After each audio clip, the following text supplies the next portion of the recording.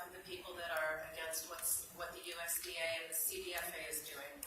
I didn't organize my thoughts because I had planned on giving my minutes to Carrie, so let me just say a few things.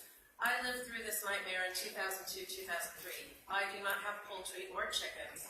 However, I have exotic birds, and this time around, they say they're not targeting exotic birds as long as you have good biosecurity, but I still am not sleeping well at night. My birds are all in the house, but if CDFA decides that my neighbors across the street have sick birds, which they will never prove, they have the authority to come in and kill my birds. So I'm just as upset about this as everyone else. I love animals, even if they're not my own.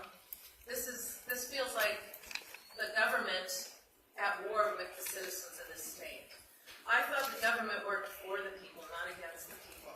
Where are our rights? Why can they just claim that there's this disease and not give test results, not say where the disease is? So far they're claiming that they have found something like 430 positives, and yet they've killed something like 1.5 million birds, and they're killing daily as many and as fast as they can.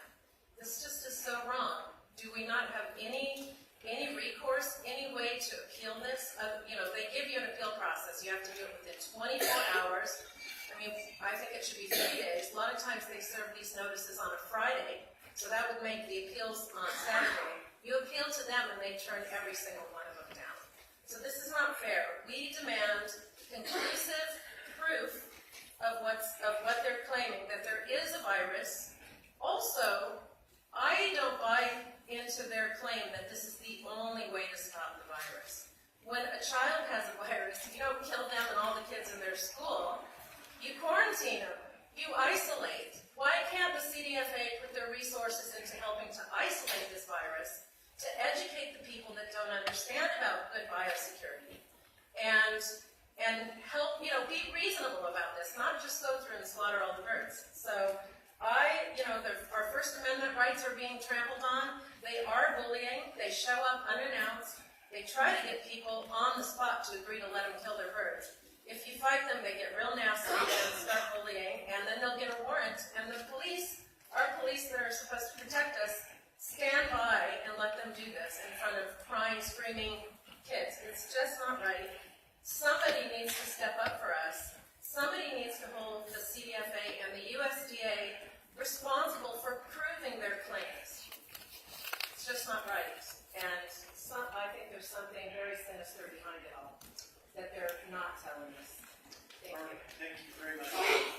As I was noting, thank you all for your testimonies. Our office did send a letter to the state. We have not gotten a response back.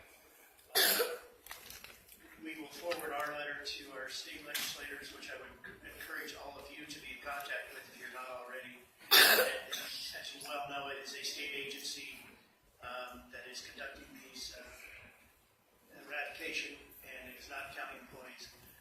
All we can do is ask the state to be more responsive and more understanding and comply with our constitutional rights out there. Asking a sheriff deputy to stop a warrant from being executed probably would result in the deputy being held in contempt.